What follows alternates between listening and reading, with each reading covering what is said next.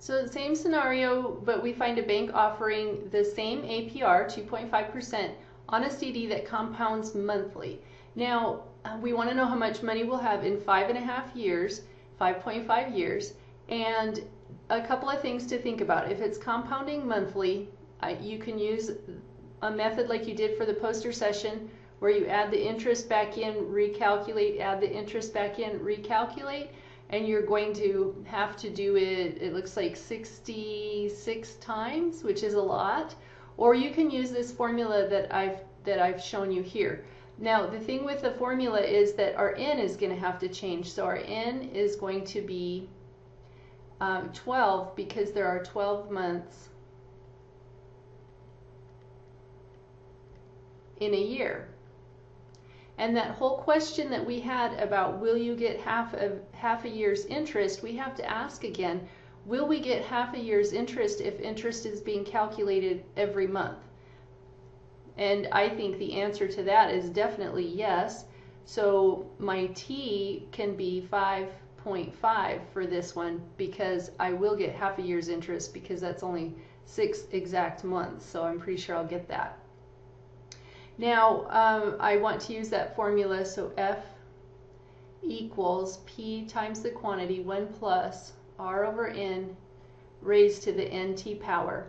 And I don't know my future value. I do know my present value was $5,000. 1 plus, my R is still 0.025. My N, we decided, was going to be 12, and then the N goes in again, times 5.5. Now, I want to calculate that exponent before I do anything else. So 12 times 5, so 12 times 5.5, and that gives me, for my exponent, I get a 66. Okay, then I'm looking at the parentheses, and it's raised to the 66th power. So I need to work inside here. So division comes first. So I'll do that first. 0.025 divided by 12 equals, and so you can see now I have 1 plus, and this one goes on and on, so this is another good reason to leave it sitting there on your calculator. There's a 0 and then the 8, and it goes on, raised to the 66th power, and I still have that 5,000 out front. Okay, still working inside the parentheses. I want to combine, do all the operations that are listed inside the parentheses first, and then raise it to the power of 66, and then finally do the multiply with the 5,000. So I'm partway through, but I need to add a 1, so plus 1. Okay, and where'd my pen go? There we go. So I have 1.00208, and it goes on, raised to the 66th power, and times 5,000. So now I can raise it to the 66th power, so I just use my caret again to the 66th equals, and now I'll have equals 5,000 times this 1.1472, and it goes on. I'm going to leave that sitting on my calculator. The last thing I have to do is multiply by 5,000, so times 5,000 equals, and I get my future value is going to be $5,736 and 18.8 cents. So I'm going to have to bump that one up. So $5,736 and 19 cents is what I'll get after 5.5 years with monthly compounding. Same interest rate, so that's pretty interesting. Now, same scenario, but we find a bank that offers that same APR on a CD that compounds daily. So how much money will we have in 5.5 years? So we're going to have to think again about our N. And our N this time, the number of compoundings will be 365, because that means daily.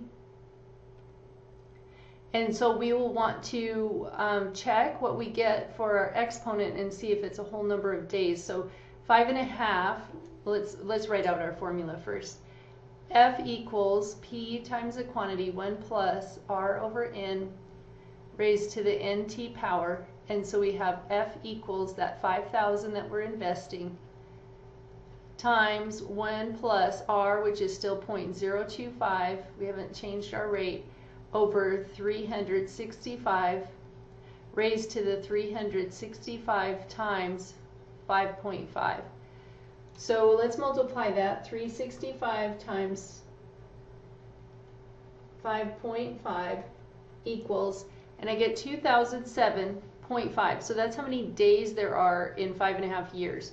And that comes to a decimal, so I want to truncate, not round, but just truncate and call it 2007 days, because I'm pretty sure the bank's not going to give me half a day's interest if I withdraw at noon on the day that I choose to take my money out.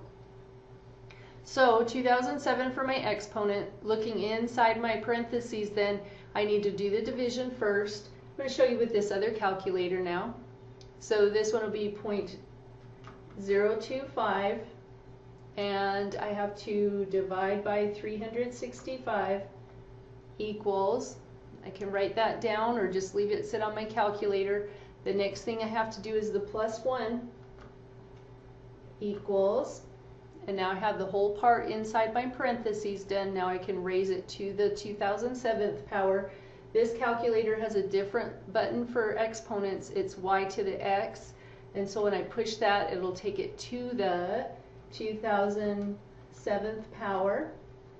It takes it a minute, and it comes up with 1.14735, and it goes on.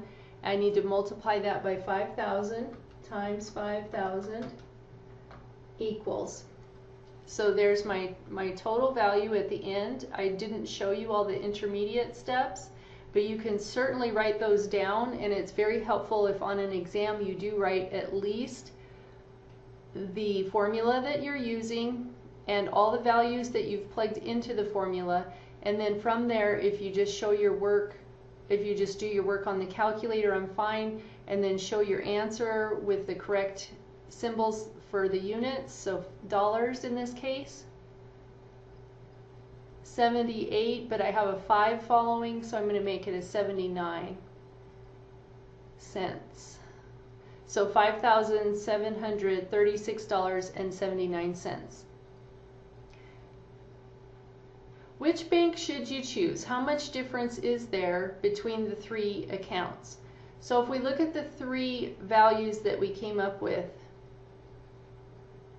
for the CD, the original one that was compounded annually, remember we didn't get that half year's interest, so we only got $5,657.04. And if we look at the one that was compounded monthly, we did get that half year's interest, and it was $5,736.19. And with daily interest, $5,736.79. So we could say I would choose Bank 3,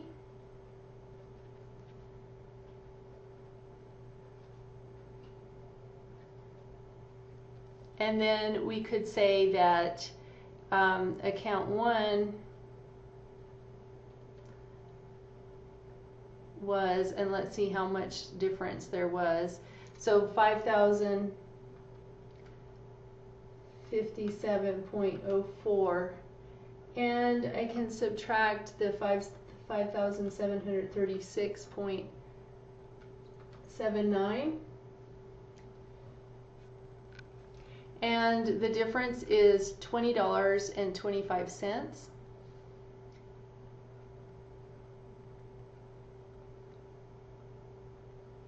Less than account 3, or earned, maybe I should say, that would be better. Oh, that doesn't work very well. Account 1 earned $20.25 less than account 3.